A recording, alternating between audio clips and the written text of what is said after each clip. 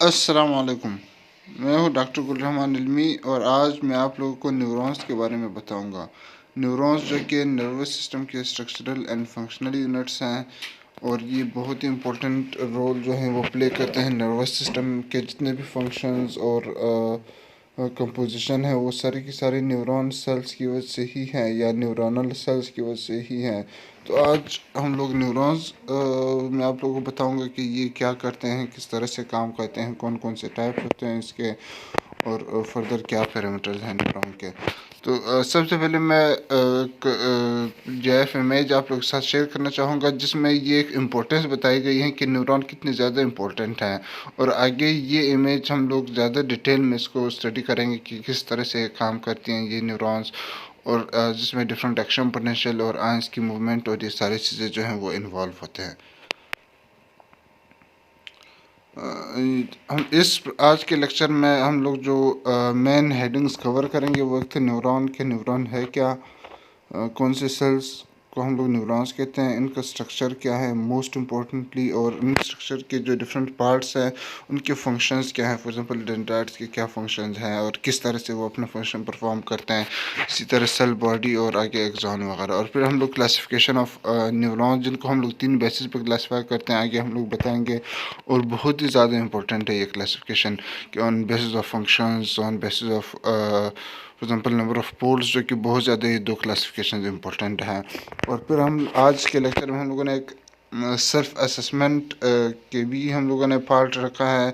इसमें हम कुछ क्वेश्चंस आपके सामने डिस्प्ले करेंगे जो कि बहुत ही ज़्यादा इंपॉर्टेंट क्वेश्चंस होंगे। आप अगर वो क्वेश्चंस आप मतलब आप खुद अगर वो क्वेश्चन सॉल्व कर देंगे तो इसका मतलब इस लेक्चर को आपने वाकई अच्छे तरीके से समझा, नहीं तो कहीं ना कहीं पे कोई ना कोई मसला है। और आप उन आंसर्स को हमारे कमेंट सेक्शन में भी आप हमें बता सकते हैं कि वो आंसर जो है वो आपके मुताबिक वो क्या आंसर था। तो सबसे पहले शुरू करते हैं with the introduction of neurons. Neurons जो कि स्ट्रक्चरल एंड फंक्शनल यूनिट है नर्वस सिस्टम का। जिस तरह मैंने पहले बताया कि नर्वस सिस्टम जो है वो न्यूरॉन से ही बना हुआ है और उनके फंक्शंस भी न्यूरॉन की वजह से ही हैं। और इनकी सिमिलरिटी बाकी सेल्स, क्योंकि न्यूरॉन्स भी एक सेल हैं, ये बाकी सेल्स के साथ इस सेंस में सिमिलर है कि न्यूरॉन्स के अंदर भी न्यूक्लियस हैं जो कि कंट्रोल या power house of the cell हैं, control centre of the cell हैं, सॉरी। एंड सेकेंड इसके अंदर बाकी जो ऑर्गेनेलीज हैं जिस तरह माइटोकॉन्ड्रिया है, गोल्जी अपैरेटस हैं या सेल मेम्ब्रेन वगैरह हैं, वो ऑर्गेनेलीज भी इसी तरह के ही न्यूरॉन में भी प्रेजेंट है जिस तरह के बाकी सेल्स में प्रेजेंट हैं। लेकिन कुछ डिफरेंसेस हैं न्यूरॉन्स और बाकी सेल्स के दरमियान। सबसे जो मेन डिफरेंस है वो जिस तरह इस स्ट्रक्चर से आप लोग को क्लियर नज़र भी आ रहा होगा कि न्यूरॉन्स जो हैं वो ब्रांच्ड सेल्स होते हैं। ब्रांच्ड मींस के इसके शाख निकल रहे होते हैं और ये जो है इसके मतलब एक ही पॉइंट से या सेल बॉडी से डिफरेंट ब्रांचेस जो हैं वो निकल रहे होते हैं। जबकि जो बाकी सेल्स होते हैं वो नॉर्मल सेल्स होते हैं, वो ब्रांच नहीं होते। और इन जो न्यूरॉन के ब्रांचेस हैं उनको हम लोग डेंड्राइट्स और एक्सॉन्स कहते हैं। और दूसरा मेन इंपॉर्टेंट पॉइंट ये है कि न्यूरॉन्स के अंदर कोई सेंट्रोसोम नहीं होता। सेंट्रोसोम मींस के सेंट्रियोल इनके अंदर नहीं होते, जिसकी वजह से नो पावर ऑफ डिवीजन, जिसकी वजह से ये डिवाइड या ये मल्टीप्लाई नहीं कर सकते हैं। क्यों? क्योंकि न्यूरॉन्स के अंदर सेंट्रोसोम नहीं है, न्यूरॉन के अंदर जो है वो सेंट्रियोल नहीं है। कोई भी वो सेल जिनके अंदर सेंट्रियोल नहीं होता वो डिवाइड नहीं हो सकता है। यही वो रीज़न है कि न्यूरॉन्स अगर एक बार डेड हो जाए तो वो न्यूरॉन्स जो हैं वो दोबारा बनते भी नहीं हैं। वो दोबारा कुछ हद तक, कुछ अगर उनकी मालिशी डैमेज हो जाती है तो कुछ हद तक वो रिपेयर तो हो जाते हैं, लेकिन न्यूरॉन सेल दोबारा नहीं बनते हैं। क्यों? क्योंकि उनके अंदर सेंट्रोसोम नहीं है, ये डिवाइड नहीं हो सकता है।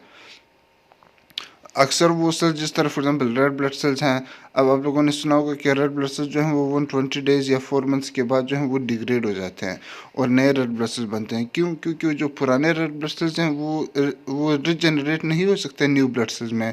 उनके अंदर सेंट्रोसोम या जो डिवीजन बाइंडिंग कैपेबिलिटी है वो नहीं है। तो इसी तरह न्यूरॉन के अंदर भी सेंट्रोसोम या सेंट्रियोल नहीं है, जिसकी वजह से डिवाइड नहीं हो सकता है। और तीसरा ये है कि तीसरा जो मेन डिफरेंस है वो ये है कि न्यूरॉन के अंदर न्यूरो ट्रांसमीटर्स NT4 न्यूरोट्रांसमीटर यहाँ पर स्टोर हुए होते हैं और उनकी जब भी ज़रूरत पड़ती है, कुछ ज़रूरत से मुराद के जब भी कोई मैसेज ये लोग फॉरवर्ड कर रहे होंगे आगे पीछे, तो वो न्यूरॉन्स के न्यूरोट्रांसमीटर की शक्ल में फॉरवर्ड करते हैं। न्यूरोट्रांसमीटर एक केमिकल मैसेंजर हैं और वो न्यूरोट्रांसमीटर जो है वो फिर मैसेजेस को ब्रेन की तरफ या ब्रेन से बॉडी की तरफ जो है वो मैसेजेस को कैरी आउट करते हैं। तो ये वाहिद सेल्स है जो कि न्यूरोट्रांसमीटर जो है वो रिलीज़ करते हैं या उनको स्टोर भी करते हैं। बाकी कोई भी सेल इस तरह का नहीं है कि वो न्यूरोट्रांसमीटर को रिलीज़ करता हो। वो बाकी प्रोटीन्स या कोई इस तरह के पैरामीटर्स रिलीज़ करेंगे, लेकिन न्यूरोट्रांसमीटर सिर्फ और सिर्फ न्यूरॉन सेल्स ही रिलीज़ करेंगे। इसी वजह से उनका नाम ही न्यूरो ट्रांसमीटर है कि नर्व वाले इम्पल्सेस को या नर्व मैसेज को ट्रांसमिट करना, कैरी करना। फिर सेकेंड हमारे पास आ जाता है स्ट्रक्चर ऑफ न्यूरॉन्स कि न्यूरॉन्स जो है वो किस तरह का स्ट्रक्चर है, जिस तरह पहले हम लोगों ने डिटेल से बताया भी। अच्छा, इस डायग्राम में अगर आप लोग गौर से देखेंगे तो जो न्यूरॉन है इसके बेसिकली 3 मेजर पार्ट्स हैं। एक सेल बॉडी है जो कि ओवरऑल जिसके अंदर और सेल न्यूक्लियस हैं और काफ़ी सारे ऑर्गेनेलीज होंगे इसके अंदर। फिर हमारे पास एक डेंड्राइट्स आ जाते हैं।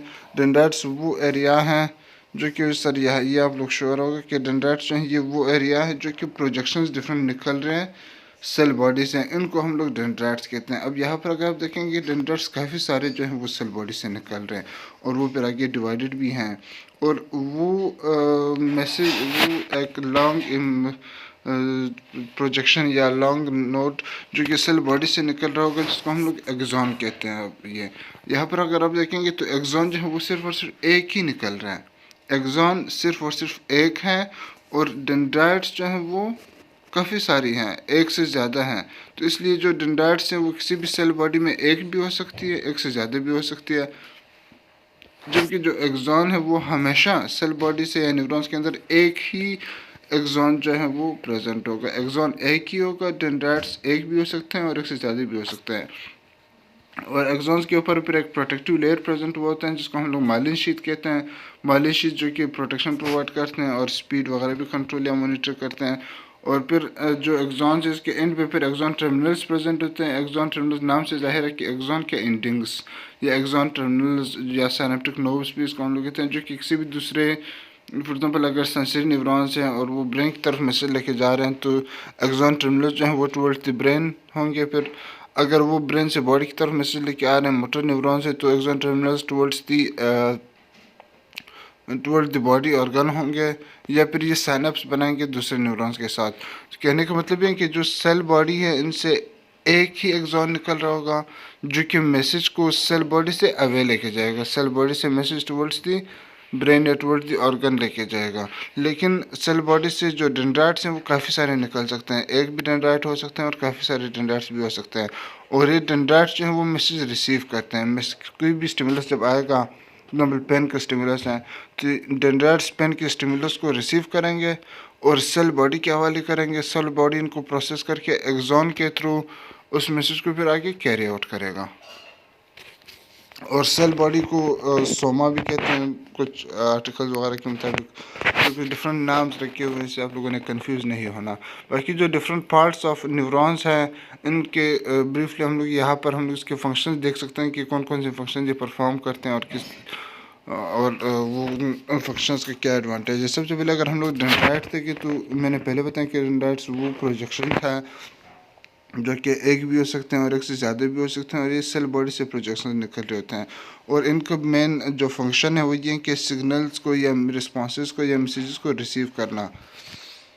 डेंड्राइट्स जो हैं वो रिस्पॉन्सेज को मैसेजेस को रिसीव करेंगे और फिर सेल बॉडी के हवाले करेंगे। तो ये हमारे पास डेंड्राइट्स हैं डिफरेंट, जो कि नंबर ऑफ डेंड्राइट्स हो सकते हैं, एक या एक से ज़्यादा हो सकते हैं। इस तरह यहाँ पर मल्टीपल डेंड्राइट्स जो हैं वो शो हुए हैं। फिर हमारे पास दूसरा पार्ट सेल बॉडी है। अब सेल बॉडी अगर हम देखेंगे ये इस सारे एरिया को हम लोग सेल बॉडी कहते हैं।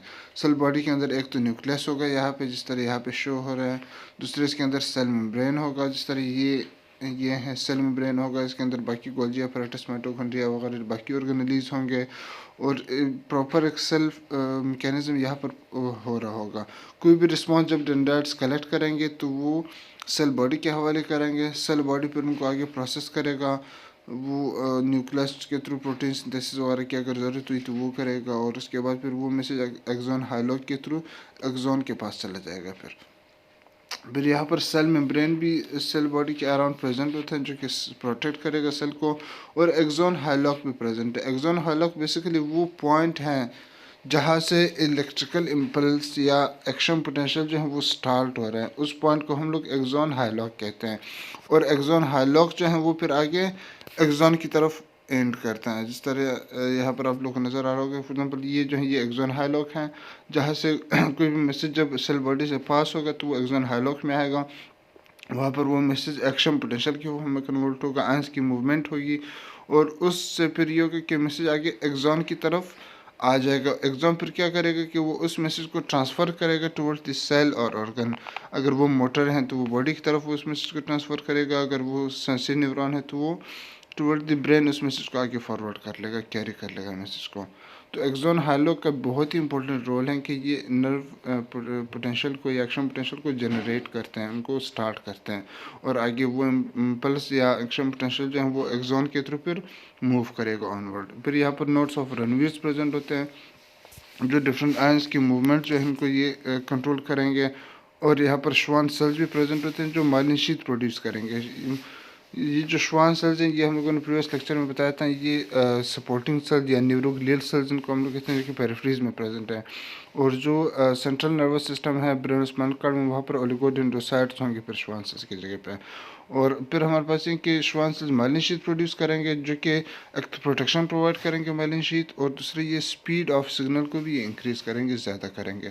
और एक्सॉन टर्मिनल्स हैं हमारे पास यहाँ पे, जो कि जिनके अंदर न्यूरोट्रांसमीटर स्टोर हुए होंगे, और वो फिर न्यूरोट्रांसमीटर रिलीज़ करेंगे जो कि आगे अपना एक्शन परफॉर्म करेंगे। तो ये सारे के सारे फंक्शंस हैं different parts of the neurons के डेंड्राइट, सेल बॉडी, एक्सॉन हाईलॉक या श्वान सेल्स या न्यूक्लियस एक्सॉन, ये सारे के सारे क्या फंक्शंस परफॉर्म करते हैं, जो कि बहुत ज़्यादा इंपॉर्टेंट है ये फंक्शंस। डेंड्राइट्स तो कि हम लोगों ने कहा था कि ये एक भी हो सकते हैं और एक से ज़्यादा भी हो सकते हैं, सही है। और ये एब्सेंट भी हो सकते हैं कुछ में, लेकिन अगर एब्सेंट हुए तो जाहिर सी बात फिर मैसेज कंडक्शन में फिर मसला होगा। लेकिन मोस्टली तकरीबन एक या एक से ज़्यादा होते हैं डेंड्राइट्स। और ये कुछ ये ब्रांचेज हैं जो कि बेसिकली सोमा या सेल बॉडी से निकल रहे होते हैं। और इनके फंक्शंस जिस तरह हमने पहले बताएं तो आप लोग मेरे ख्याल में एज्यूम कर सकते हैं कि इनके क्या फंक्शंस हैं।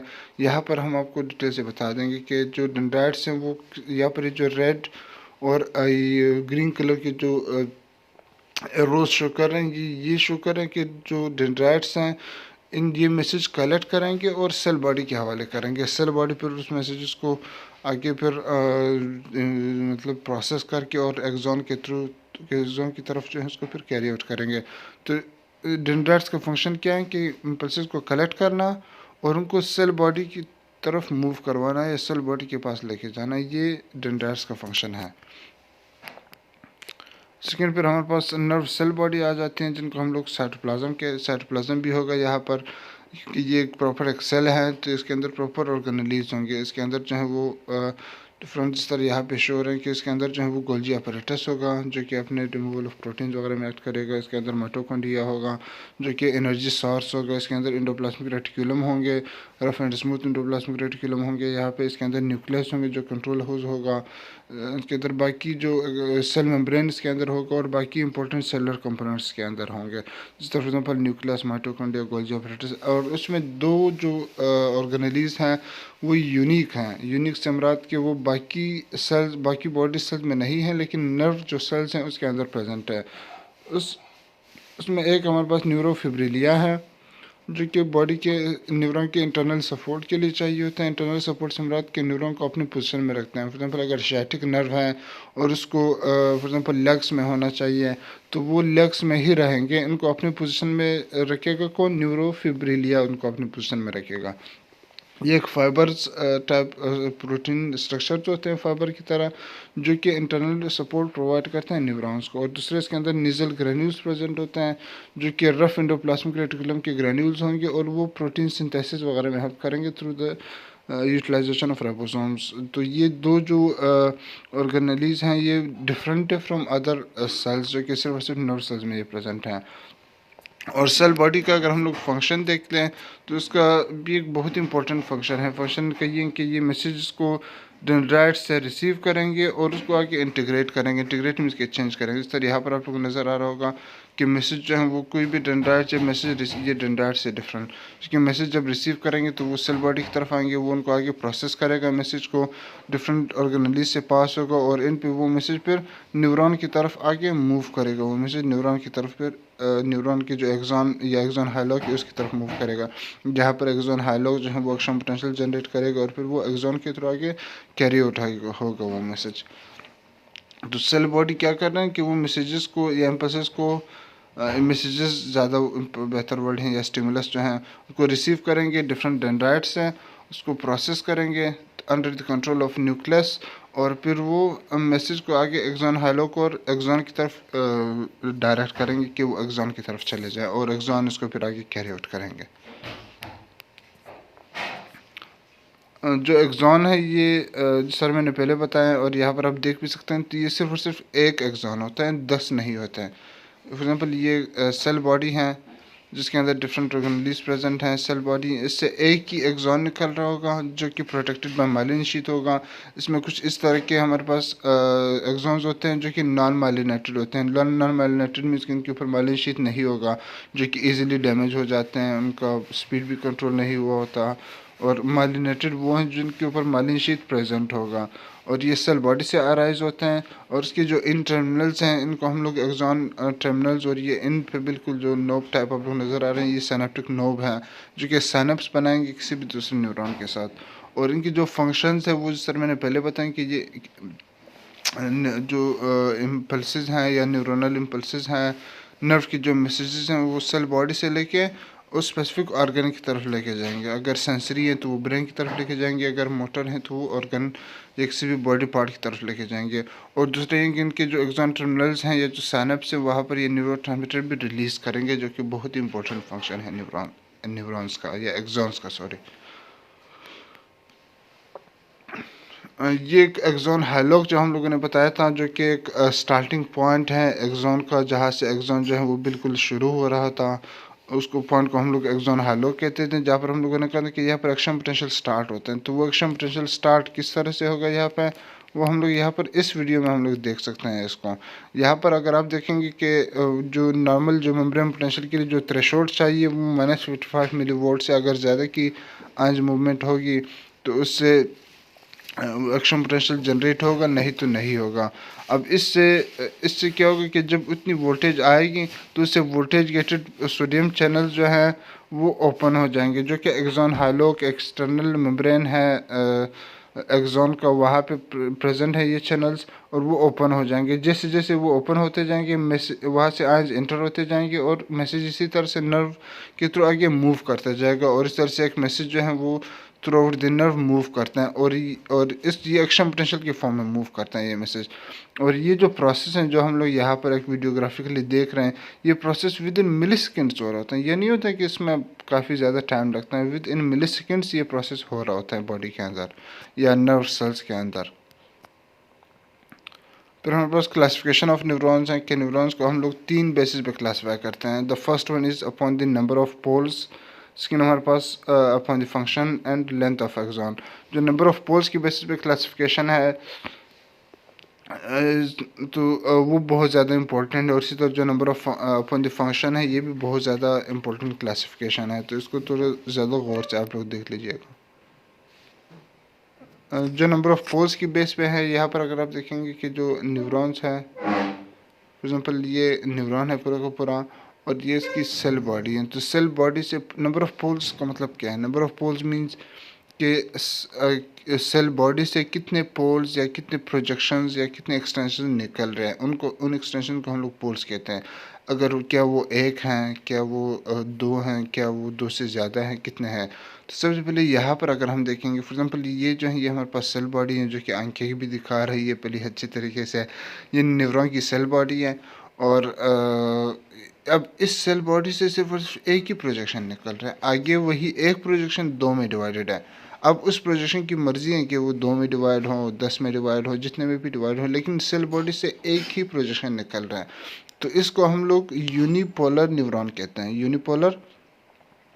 यूनिपोलर न्यूरॉन हम लोग इसको कहते हैं कि वो न्यूरॉन जो कि सिर्फ और सिर्फ एक ही जिसमें सेल बॉडी से एक ही